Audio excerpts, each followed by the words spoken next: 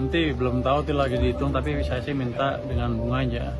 Blacklist tuh artinya nanti dia nggak bisa kerja lagi dengan berhubungan dengan pemerintah di sini selama saya di sini, atau di blacklist permanen. Yang di blacklist tuh suaminya atau istrinya, Pak? Dua-duanya. Dua-duanya. Kalau yang dibalikin dana berarti suaminya aja ya, Pak? Suaminya kan sudah selesai. Tapi cukup aku aja yang WNI, anak-anakku jangan. Kita usahakan anak-anak dengan paspor kuat WNA itu. Kasus ini awalnya hanya soal unggahan media sosial. Seorang penerima beasiswa LPDP, Tuisa Setianing Tias atau dikenal sebagai Tias menjadi sorotan setelah pernyataannya dianggap merendahkan WNI. Namun publik dikejutkan oleh fakta lanjutan. Tias ternyata merupakan menantu dari Syukur Iwantoro, mantan pejabat tinggi di Kementerian Pertanian. Sosok yang bukan orang sembarangan dalam struktur birokrasi nasional. Disinilah cerita berubah dari sekadar kontroversi media sosial menjadi isu yang menyentuh integritas, relasi kekuasaan, dan akuntabilitas publik. Syukur Iwantoro memiliki rekam jejak panjang di Kementerian Pertanian.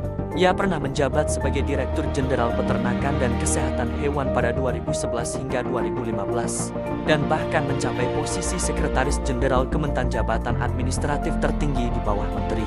Karirnya dimulai dari level staf, naik bertahap hingga menjadi staf ahli Menteri Bidang Investasi Pertanian.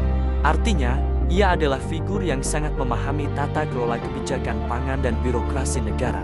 Fakta hubungan keluarga ini memunculkan pertanyaan publik, apakah latar belakang elit birokrasi memiliki pengaruh dalam perjalanan akademik dan karier keluarga? Tidak ada bukti langsung soal itu, tetapi persepsi publik seringkali dibentuk oleh kedekatan dengan kekuasaan. Dan dalam isu yang melibatkan uang negara, persepsi menjadi faktor yang sangat sensitif. Selain kariernya yang mentereng, Syukur Iwantoro juga pernah diperiksa KPK sebagai saksi. Pada 2013, ia diperiksa terkait kasus suap impor daging sapi. Kemudian pada 2019, kembali dipanggil sebagai saksi dalam kasus suap izin impor bawang putih saat menjabat sebagai Sekjen Kementan.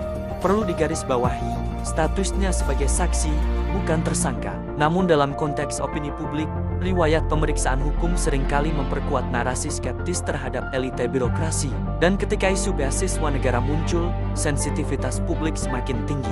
Kontroversi memuncak saat Tias mengunggah video yang memperlihatkan paspor Inggris milik anak-anaknya. Pernyataan bahwa cukup dirinya saja yang menjadi WNI, sementara anak-anaknya tidak perlu, memicu kemarahan netizen.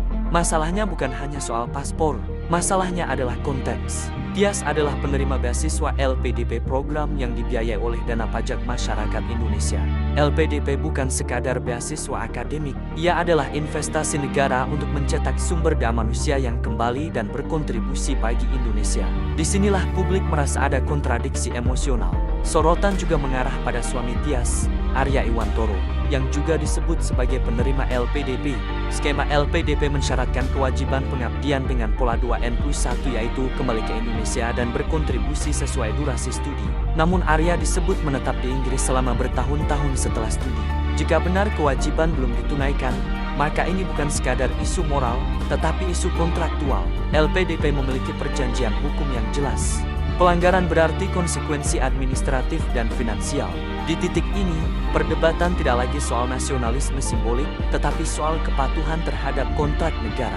Sebagian kecil pihak berargumen bahwa kontribusi tidak selalu harus dilakukan secara fisik di Indonesia. Di era globalisasi, kontribusi ilmiah dan profesional bisa berskala internasional. Namun mayoritas publik melihat LPDP sebagai program afirmatif yang bertujuan memperkuat kapasitas domestik. Karena itu, tinggal permanen di luar negeri setelah dibiayai negara dianggap bertentangan dengan semangat awal program. Ini adalah perdebatan klasik antara global citizenship dan national obligation. Tias telah menyampaikan permintaan maaf atas unggahannya. Ia juga menyatakan bahwa kewajiban LPDP-nya telah dipenuhi karena sempat kembali ke Indonesia dan membangun usaha di bidang lingkungan. Namun publik masih mempertanyakan dua hal. Satu, status kewarganegaraan anak-anaknya. Kedua, status kewajiban pengabdian suaminya. Sampai saat ini, belum ada pernyataan resmi dari Arya terkait tudingan pelanggaran kontrak LPDP. Dan selama belum ada kejelasan, ruang spekulasi publik akan tetap terbuka. Kasus ini memperlihatkan tiga lapisan persoalan. Satu, lapisan etika publik pejabat, keluarga pejabat, dan penerima dana negara berada dalam ekspektasi moral yang lebih tinggi dibanding warga biasa. Unggahan personal bisa menjadi isu nasional karena menyangkut simbol identitas dan kebanggaan negara. Dua lapisan tata kelola dana publik mengelola dana triliunan rupiah dari pajak rakyat. Transparansi dan penegakan aturan menjadi krusial agar tidak muncul persepsi privilege atau ketimpangan perlakuan. Jika ada pelanggaran, penegakan harus konsisten. Jika tidak ada pelanggaran, klarifikasi resmi harus tegas. 3 lapisan politik persepsi hubungan keluarga dengan ex-pejabat tinggi memperkuat kecurigaan publik meskipun belum tentu relevan secara hukum. Di era media sosial, persepsi seringkali lebih kuat daripada fakta hukum. Dan pemerintah perlu memahami bahwa pengelolaan persepsi adalah bagian dari tata kelola publik modern. Kasus ini bukan hanya soal satu unggahan video.